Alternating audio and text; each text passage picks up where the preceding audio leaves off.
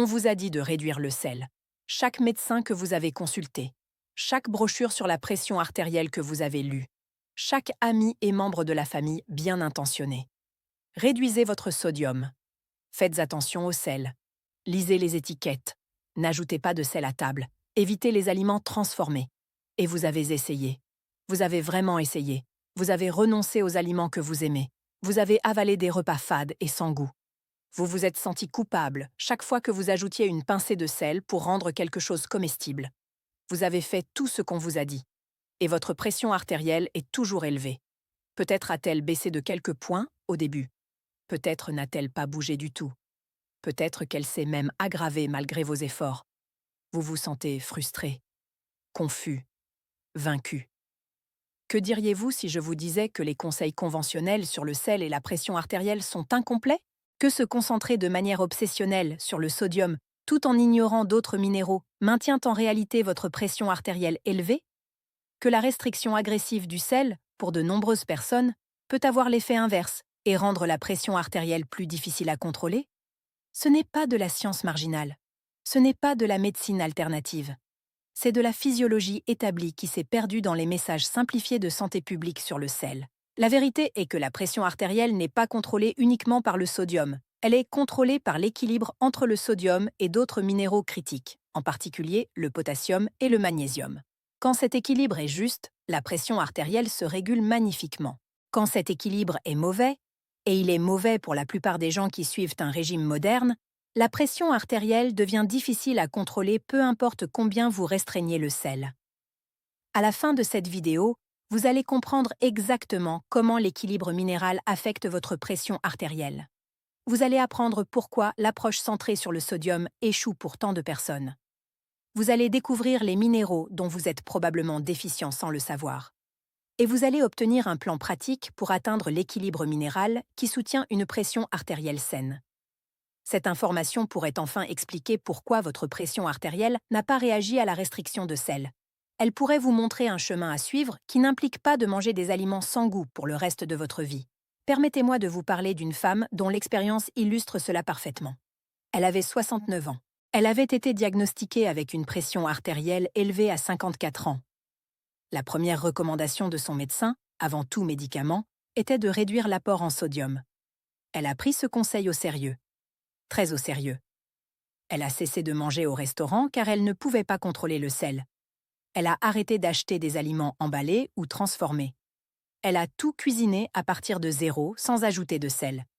Elle a même acheté des versions à faible teneur en sodium de produits de base comme le pain et les tomates en conserve. Son apport en sodium est passé d'un typique 3000 mg par jour à moins de 1500, bien en dessous des recommandations. Au début, sa pression artérielle a réagi. Elle a chuté d'environ 8 points systoliques. Son médecin était satisfait. Elle était satisfaite. Le sacrifice en valait la peine. Mais au cours des mois suivants, quelque chose d'inattendu s'est produit. Sa pression artérielle a commencé à remonter. Malgré le maintien de son régime strict à faible teneur en sodium. Malgré le fait qu'elle n'ait rien changé d'autre.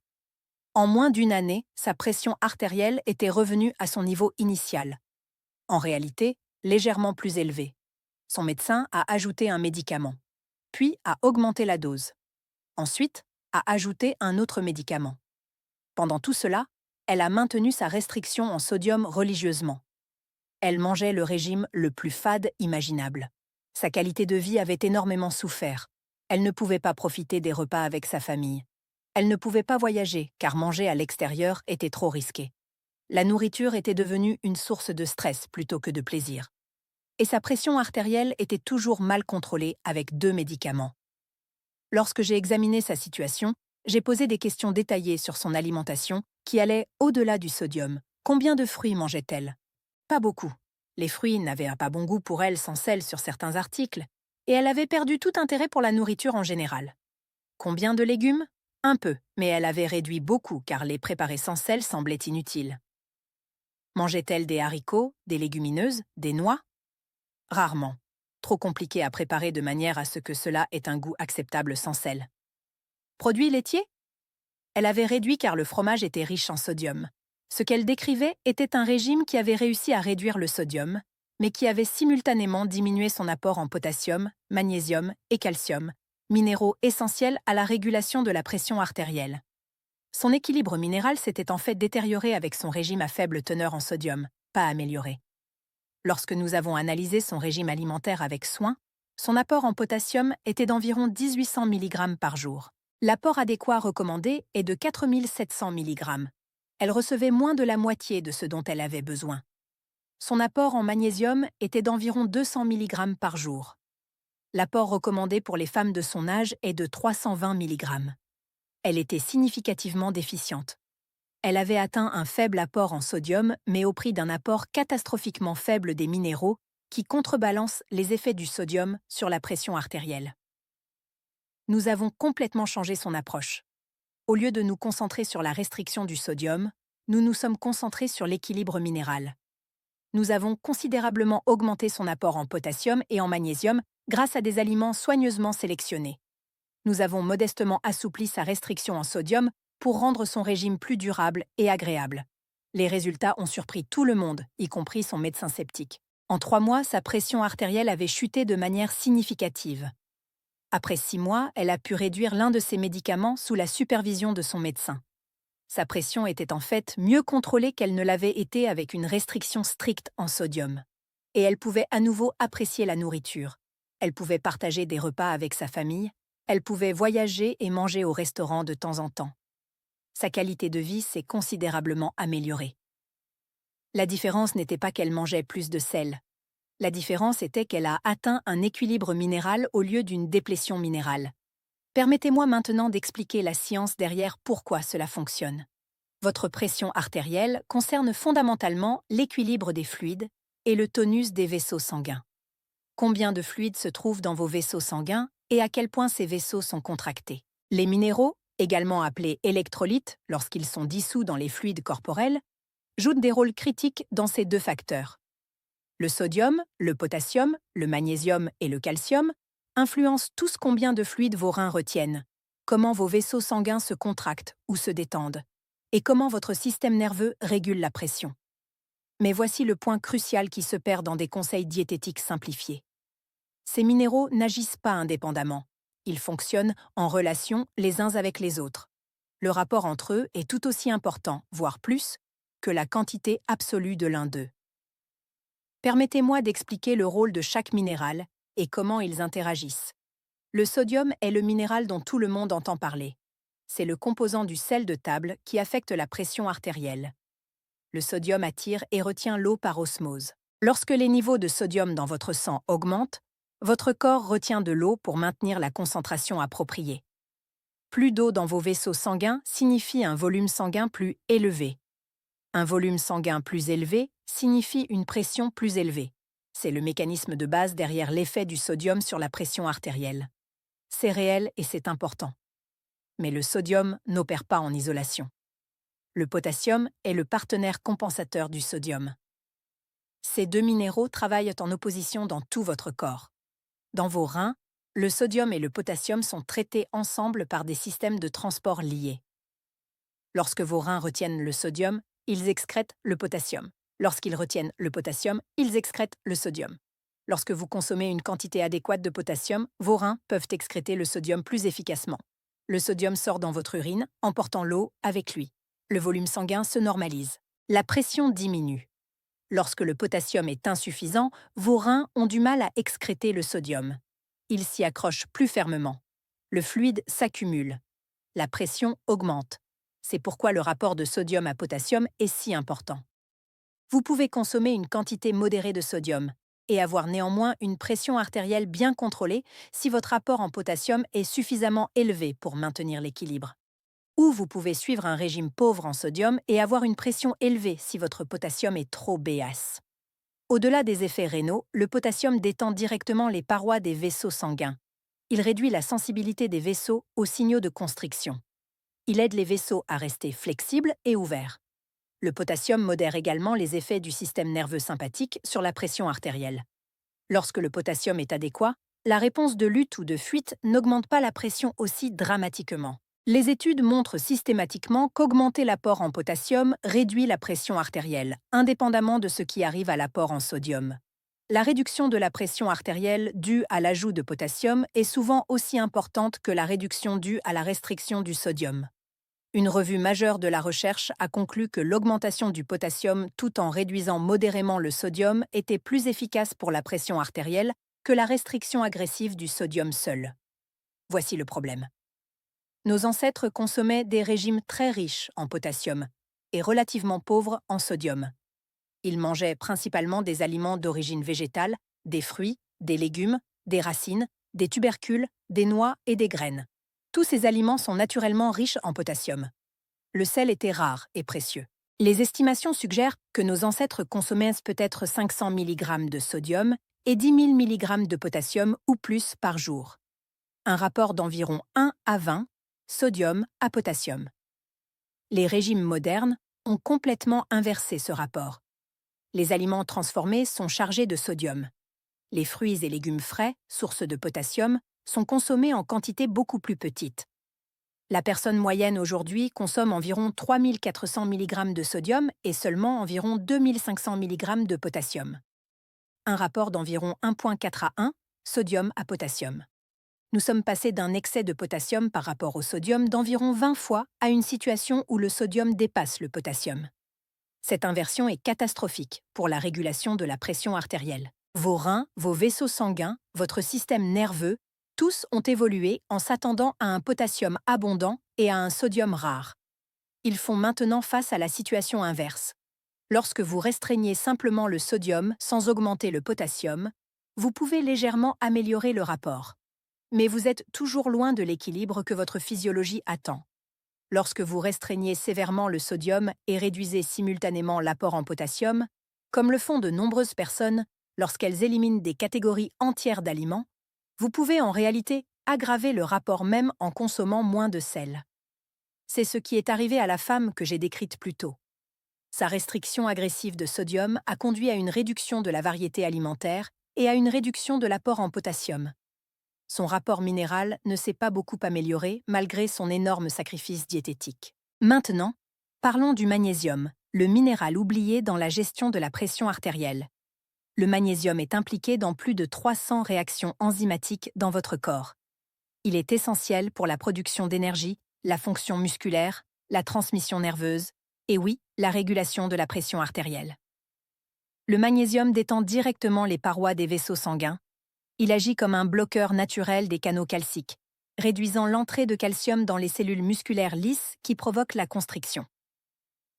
De nombreux médicaments pour la pression artérielle fonctionnent par ce même mécanisme. Le magnésium le fait naturellement. Le magnésium améliore la fonction de l'endothélium, la couche interne des vaisseaux sanguins qui produit de l'oxyde nitrique. L'oxyde nitrique est votre principal vasodilatateur, le signal qui dit aux vaisseaux de se détendre et de s'ouvrir. Une meilleure fonction endothéliale signifie une meilleure régulation de la pression artérielle. Le magnésium aide à réguler le système rénine-angiotensine-aldostérone, la cascade hormonale qui contrôle le volume sanguin et la constriction des vaisseaux. Un magnésium adéquat empêche ce système de devenir trop actif.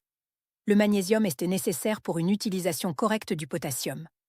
Sans un apport adéquat en magnésium, votre corps ne peut pas maintenir des niveaux normaux de potassium à l'intérieur des cellules où le potassium exerce son action.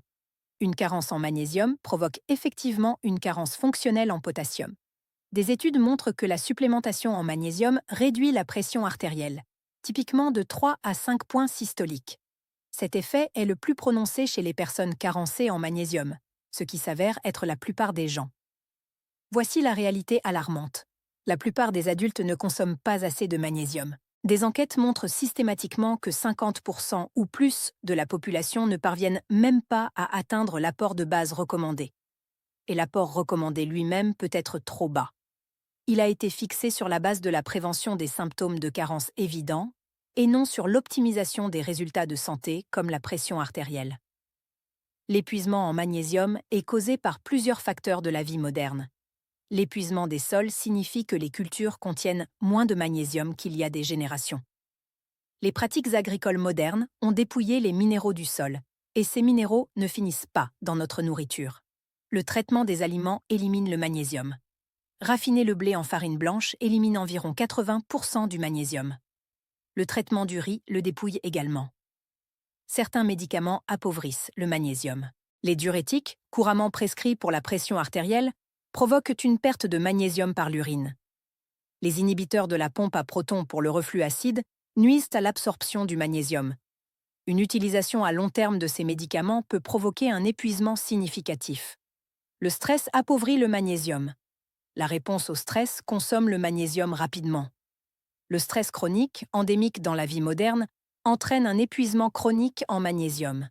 L'alcool appauvrit le magnésium. Même une consommation modérée augmente l'excrétion de magnésium. Le vieillissement réduit l'absorption du magnésium. Les personnes âgées absorbent le magnésium moins efficacement des aliments et peuvent nécessiter des apports plus élevés pour maintenir des niveaux adéquats. Le diabète et le prédiabète augmentent l'excrétion de magnésium. Un taux de sucre dans le sang élevé provoque une perte de magnésium par l'urine. Si vous avez plus de 60 ans, si vous prenez l'un des médicaments mentionnés, si vous êtes sous stress chronique, si vous buvez de l'alcool régulièrement, si vous avez du diabète ou du prédiabète, vous êtes presque certainement carencé en magnésium. Et cette carence contribue à vos problèmes de pression artérielle. Les tests sanguins standards pour le magnésium sont presque inutiles pour détecter une carence. Ils mesurent le magnésium dans le sérum sanguin, mais seulement environ 1% du magnésium de votre corps se trouve dans le sérum. Le reste est à l'intérieur des cellules et dans les os. Vous pouvez avoir une grave carence cellulaire en magnésium alors que votre test sanguin semble normal. Le test ne révèle pas ce qui se passe réellement. C'est pourquoi la plupart des personnes souffrant de carence en magnésium ne savent pas qu'elles en ont une. Leur test sanguin semble bon. Leur médecin ne pense pas à approfondir l'investigation. Permettez-moi de vous parler d'un homme dont la pression artérielle a enfin été maîtrisée lorsque son statut minéral a été abordé de manière complète. Il avait 73 ans. Il prenait des médicaments pour la pression artérielle depuis 8 ans. Il prenait actuellement 3 médicaments différents. Sa pression moyenne était d'environ 144 sur 88. Pas terrible, mais pas bien contrôlée non plus. Il avait essayé de restreindre le sodium des années auparavant avec un effet minimal. Il avait largement abandonné les approches diététiques et comptait sur les médicaments. Lorsque j'ai examiné son image complète, plusieurs éléments ont attiré mon attention. Il prenait un diurétique thiazidique, qui appauvrit à la fois le potassium et le magnésium. Il était sous ce traitement depuis 6 ans. Son niveau de potassium était vérifié régulièrement et supplémenté si nécessaire, mais son magnésium n'avait jamais été évalué au-delà du test de sérum inutile. Il buvait 2 à 3 verres d'alcool la plupart des soirées. Cela appauvrissait encore plus son magnésium. Son régime alimentaire était typique de sa génération. Viande et pommes de terre. Quelques légumes, mais pas beaucoup. Rarement des fruits. Jamais de haricots ou de noix. Son apport en potassium, lorsqu'il était calculé, était d'environ 2000 mg par jour. Son apport en magnésium était d'environ 250 mg. Il était profondément appauvri en ces deux minéraux qui contrebalancent le sodium. Nous avons apporté plusieurs changements. Nous avons ajouté un aliment riche en potassium à chaque repas. Une banane au petit déjeuner, une salade d'épinards au déjeuner, une pomme de terre au four au dîner. Des collations à base d'abricots secs ou de tranches d'orange. Nous avons ajouté une supplémentation en magnésium, 300 mg de glycinate de magnésium au coucher. Cette forme est bien absorbée et aide également au sommeil. Nous avons augmenté son apport en noix, en particulier les amandes et les noix de cajou, qui sont riches en magnésium. Nous avons réduit sa consommation d'alcool à 1 verre par jour maximum. Nous n'avons pas restreint agressivement son apport en sodium. Nous avons apporté des réductions modérées, en réduisant les aliments transformés les plus salés, mais nous n'avons pas éliminé le sel de la cuisine, ni fait en sorte qu'il mange des aliments fades. Après 2 mois, sa pression artérielle moyenne était de 132 sur 78. Un meilleur contrôle que celui qu'il avait eu depuis des années. Après 4 mois, son médecin a accepté d'essayer de réduire l'un de ses médicaments. Sa pression est restée stable. Après 6 mois, il prenait 2 médicaments au lieu de 3, avec un meilleur contrôle de la pression artérielle qu'il n'avait jamais eu avec 3 médicaments auparavant. La clé n'était pas la restriction du sodium. La clé était de corriger ses carences minérales tout en réduisant modérément le sodium. Trouver le bon équilibre au lieu de se concentrer de manière obsessive sur un seul minéral. Maintenant, laissez-moi vous expliquer pourquoi une restriction agressive du sodium peut avoir des effets contre-productifs. Lorsque vous réduisez de manière drastique votre apport en sodium, plusieurs choses se produisent. Votre système rénine, angiotensine, aldostérone s'active. Vos reins détectent une réduction du sodium et interprètent cela comme une menace pour le volume sanguin. Ils libèrent de la rénine, ce qui déclenche une cascade qui constricte les vaisseaux sanguins et signale aux reins de retenir tout le sodium disponible. Cette réponse contre-régulatrice peut partiellement ou complètement compenser le bénéfice de réduction de la pression artérielle due à la diminution du sodium. Votre corps lutte pour maintenir ce qu'il perçoit comme une pression artérielle nécessaire. Plus vous limitez de manière dramatique le sodium, plus ce système s'active fortement. Une restriction agressive peut provoquer une contre-régulation agressive. Pendant ce temps, la résistance à l'insuline peut s'aggraver avec une très faible consommation de sodium. Plusieurs études ont montré qu'une restriction agressive du sodium augmente les niveaux d'insuline et aggrave la sensibilité à l'insuline. Étant donné que la résistance à l'insuline elle-même contribue à l'hypertension artérielle, cela est contre-productif. Les hormones de stress augmentent avec une restriction agressive du sodium. Le cortisol, l'adrénaline et la noradrénaline augmentent tous lorsque le sodium est très faible. Ces hormones élèvent la pression artérielle par plusieurs mécanismes. Les niveaux de cholestérol augmentent souvent avec une restriction agressive du sodium. De nombreuses études ont montré des augmentations du cholestérol LDL et des triglycérides. Les implications cardiovasculaires de cela ne sont pas entièrement claires, mais ce n'est pas rassurant. Et comme je l'ai mentionné précédemment, une restriction agressive du sodium conduit souvent à une réduction de la consommation d'autres nutriments importants alors que les gens éliminent des catégories entières d'aliments. Pour certaines personnes, en particulier celles qui sont très sensibles au sel et qui consomment des quantités de sodium très élevées, une restriction agressive peut être appropriée et bénéfique. Mais pour beaucoup d'autres, en particulier les personnes âgées dont les systèmes de contre-régulation sont déjà trop actifs, une réduction modérée du sodium associée à une augmentation du potassium et du magnésium est une meilleure approche. La recherche soutient cela. Des études comparant la restriction agressive du sodium à une réduction modérée avec une augmentation du potassium montrent constamment que cette dernière approche est tout aussi efficace, voire plus, pour la pression artérielle avec moins d'inconvénients. Le régime DASH, qui est l'une des approches alimentaires les plus étudiées pour la pression artérielle, ne se contente pas de restreindre le sodium. Il met l'accent sur les fruits, les légumes, les grains entiers, les noix et les légumineuses, tous riches en potassium et en magnésium. L'équilibre minéral du régime est aussi important que le niveau de sodium. Permettez-moi de vous donner des conseils pratiques pour atteindre l'équilibre minéral. Tout d'abord, connaissez vos chiffres. L'apport adéquat recommandé pour le potassium est de 4700 mg par jour. Très peu de personnes atteignent cela. Même 3500 mg représenterait une amélioration significative pour la plupart des gens. L'apport recommandé pour le magnésium est de 420 mg par jour pour les hommes et de 320 mg pour les femmes de plus de 30 ans. Comme je l'ai noté, la plupart des gens sont à la traîne. Un objectif raisonnable pour le sodium est d'environ 2000 mg par jour pour la plupart des personnes ayant une hypertension. Cela constitue une restriction modérée, pas une élimination agressive. Le ratio optimal de potassium à sodium semble se situer entre 2 pour 1 et 3 pour 1. Consommez au moins 2 fois plus de potassium que de sodium, de préférence 3 fois plus. Deuxièmement, priorisez les aliments riches en potassium. Les meilleures sources de potassium incluent les éléments suivants.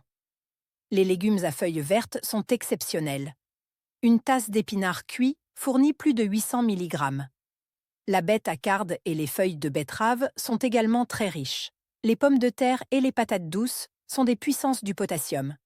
Une pomme de terre moyenne cuite avec la peau fournit environ 900 mg.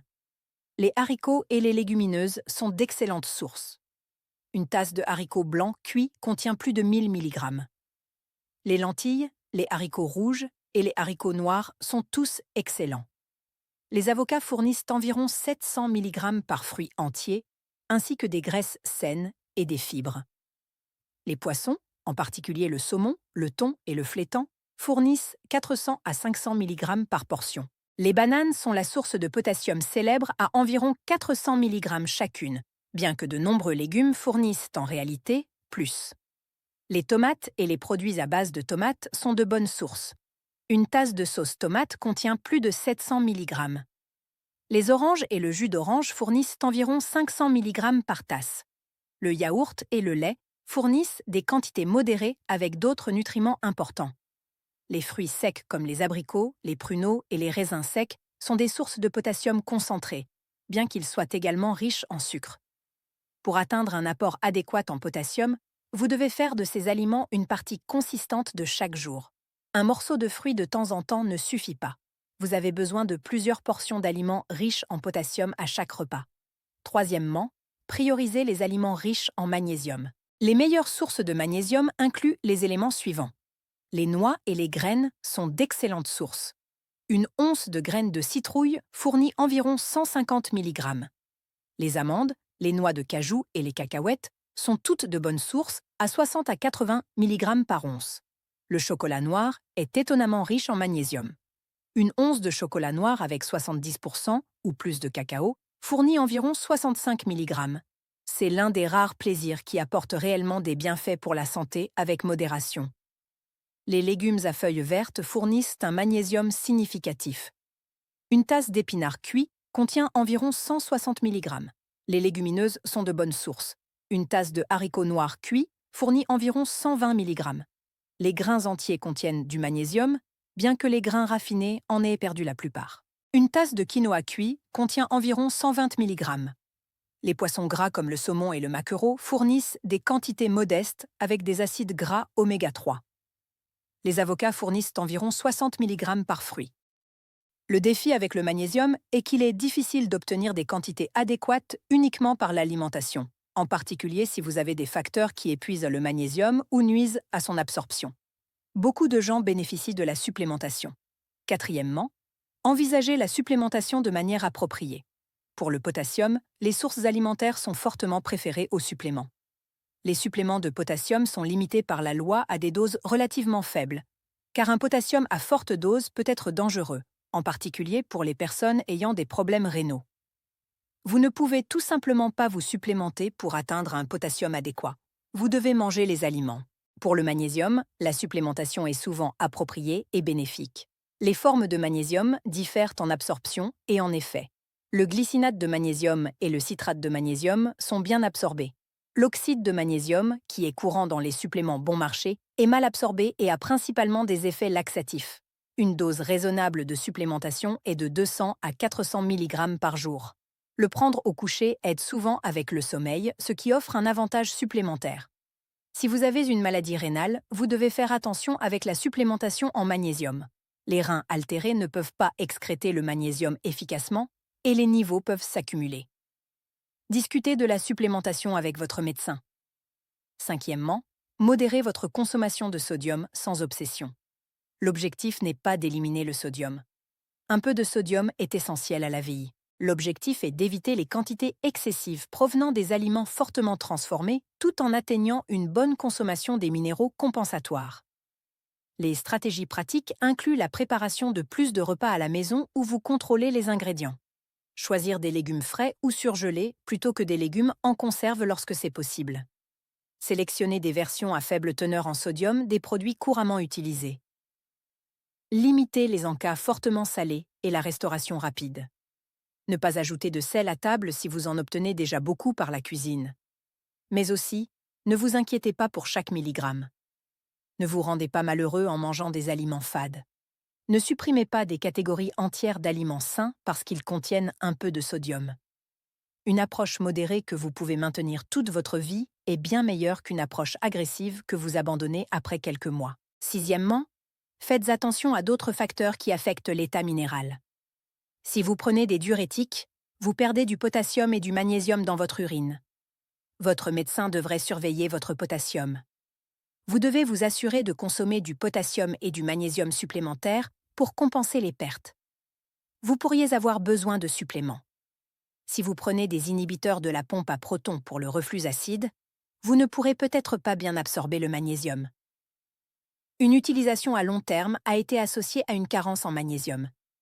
Discutez-en avec votre médecin. Si vous buvez de l'alcool régulièrement, même modérément, vous épuisez votre magnésium. Prenez cela en compte dans votre stratégie minérale globale. Si vous êtes sous stress chronique, vous consommez du magnésium plus rapidement que la normale. La gestion du stress et le soutien en magnésium devraient aller de pair. Si vous avez du diabète ou un prédiabète, vous perdez du magnésium par l'urine et avez probablement besoin d'une consommation plus élevée que quelqu'un ayant un taux de sucre sanguin normal. Septièmement, surveillez votre réponse. Lorsque vous améliorez votre équilibre minéral, surveillez votre pression artérielle chez vous pour voir comment elle réagit. Suivez vos relevés pendant plusieurs semaines avant et après avoir apporté des changements. Si votre pression s'améliore significativement et que vous êtes sous médication, ne modifiez pas votre médication par vous-même. Discutez de tout changement avec votre médecin. Une trop grande diminution de la pression artérielle due à une combinaison de médicaments et à un statut minéral amélioré pourrait potentiellement causer des problèmes. Tenez un journal alimentaire pendant au moins une semaine pour calculer réellement vos apports en minéraux. La plupart des gens sont choqués lorsqu'ils voient les vrais chiffres. Des outils et des applications en ligne peuvent aider avec cette analyse. Permettez-moi de vous raconter une autre histoire pour illustrer comment l'équilibre minéral peut réussir là où la simple restriction de sodium a échoué. Un homme, âgé de 67 ans, a lutté contre la pression artérielle pendant plus d'une décennie. Il avait fidèlement suivi les conseils diététiques à faible teneur en sodium pendant la majeure partie de ce temps. Il était méticuleux dans la lecture des étiquettes. Il mangeait rarement de la nourriture de restaurant. Son apport en sodium était réellement bas, probablement autour de 1500 mg par jour. Malgré cela, sa pression artérielle restait obstinément élevée. Il était sous 2 médicaments avec des relevés qui tournaient toujours autour de 142/86. Il est venu à moi frustré et vaincu. Il avait l'impression d'avoir tout fait possible avec son alimentation et que cela n'avait pas fonctionné. Il était résigné à avoir besoin de plus de médicaments. Lorsque nous avons analysé son alimentation en détail, le problème était clair. Son apport en potassium était d'environ 1900 mg. Son ratio de potassium à sodium était d'environ 1,3 pour 1, à peine au-dessus de l'égalité. Il avait besoin que ce ratio soit d'au moins 2 pour 1. Son apport en magnésium était d'environ 200 mg. Il était substantiellement déficient.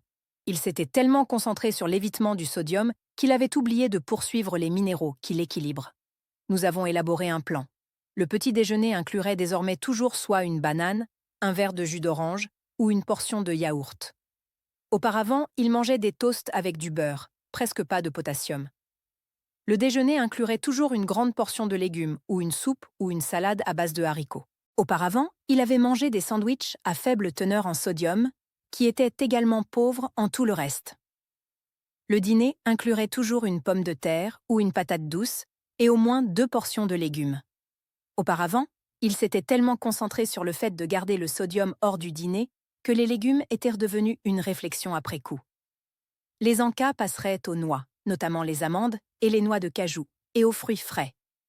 Auparavant, il avait évité de nombreux encas parce qu'ils contenaient du sodium. Il prendrait 300 mg de glycinate de magnésium au coucher. Nous avons modestement assoupli sa restriction en sodium.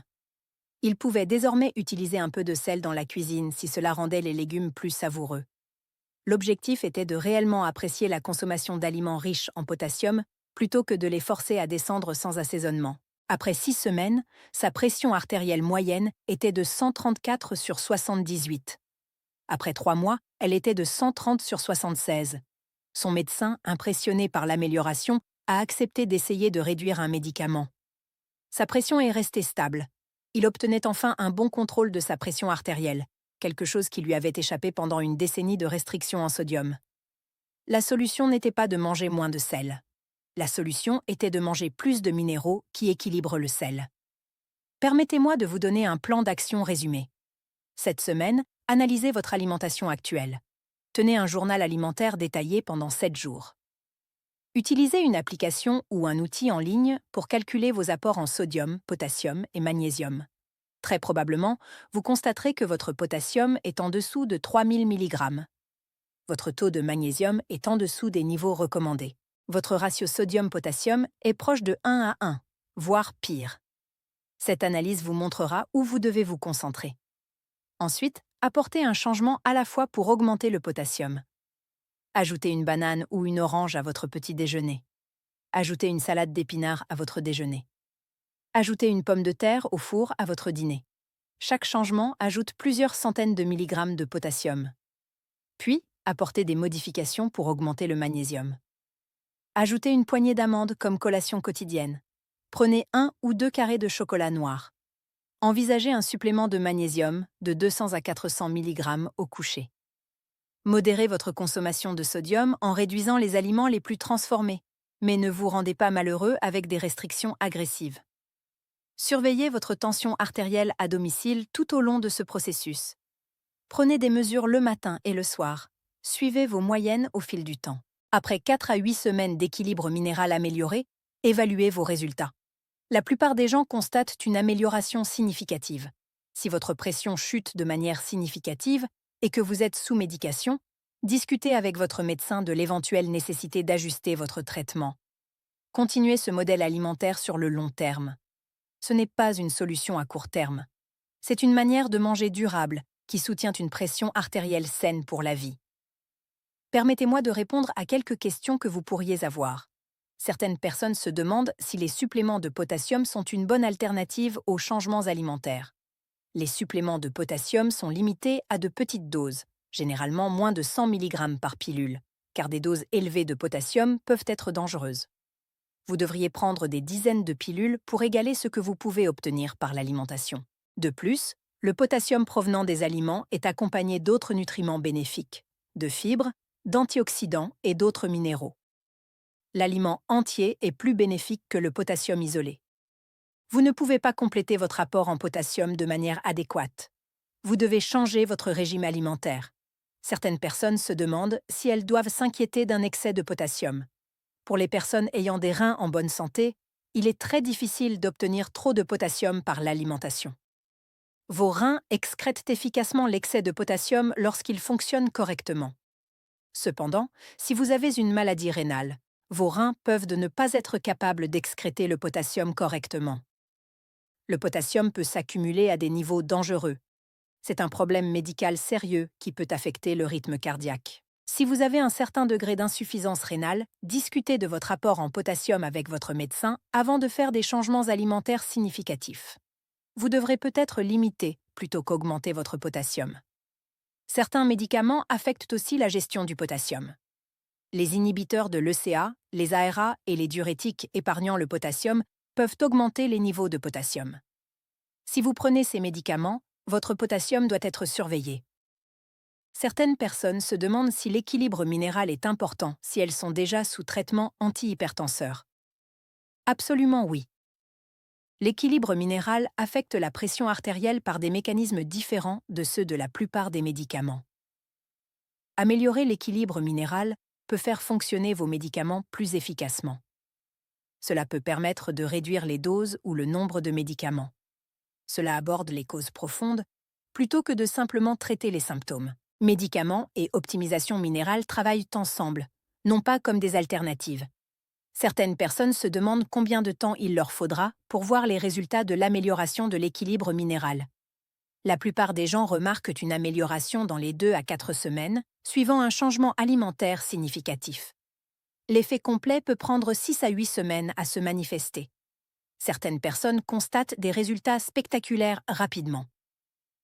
D'autres voient des améliorations plus modestes. La variation individuelle est significative. Même une amélioration modeste est précieuse. Une réduction de 5 points de la pression artérielle systolique réduit considérablement le risque cardiovasculaire au fil du temps. Certaines personnes se demandent si elles doivent arrêter de restreindre complètement le sodium. Non. Un excès de sodium contribue à une pression artérielle élevée pour la plupart des gens. L'objectif n'est pas de consommer un sodium illimité. L'objectif est une consommation modérée de sodium combinée à une forte consommation de potassium et de magnésium. Pensez-y comme un équilibre plutôt que comme une restriction. Vous n'éliminez pas le sodium. Vous le contrebalancez avec d'autres minéraux. Un objectif raisonnable est d'environ 2000 mg de sodium combiné avec 4700 mg de potassium et plus de 300 mg de magnésium. Cela crée un ratio qui soutient une pression artérielle saine. Permettez-moi de conclure avec une dernière réflexion. Pendant des décennies, les messages de santé publique se sont concentrés sur un seul minéral, le sodium. Réduisez le sel. Diminuez le sodium. Lisez les étiquettes pour le contenu en sodium. Ce message était bien intentionné mais incomplet. Il ignorait l'interaction complexe entre les minéraux qui déterminent réellement la pression artérielle. Il a conduit de nombreuses personnes à se concentrer de manière obsessive sur un facteur tout en négligeant d'autres qui sont tout aussi importants, voire plus. Le résultat est des millions de personnes suivant des régimes fades et restrictifs, tout en continuant à lutter contre la pression artérielle. Des personnes qui se sentent comme des échecs parce que la restriction du sodium n'a pas fonctionné pour elles. Des personnes qui ne réalisent pas que leur approche était vouée à l'échec dès le départ parce qu'elles ne prenaient en compte qu'une partie de l'équation. Vous comprenez maintenant l'ensemble du tableau. La pression artérielle est une question d'équilibre minéral, pas seulement d'évitement du sodium. Le ratio entre le sodium, le potassium et le magnésium est extrêmement important. Les régimes modernes ont catastrophiquement perturbé ce ratio. Corriger le ratio nécessite d'augmenter le potassium et le magnésium au moins autant qu'il nécessite de diminuer le sodium, souvent plus. Cette approche est plus efficace que la restriction du sodium seule. Elle est également plus durable car elle ne nécessite pas de manger des aliments misérables et insipides pour le reste de votre vie. Vous pouvez apprécier vos repas. Vous pouvez manger avec votre famille et vos amis. Vous pouvez voyager et manger au restaurant.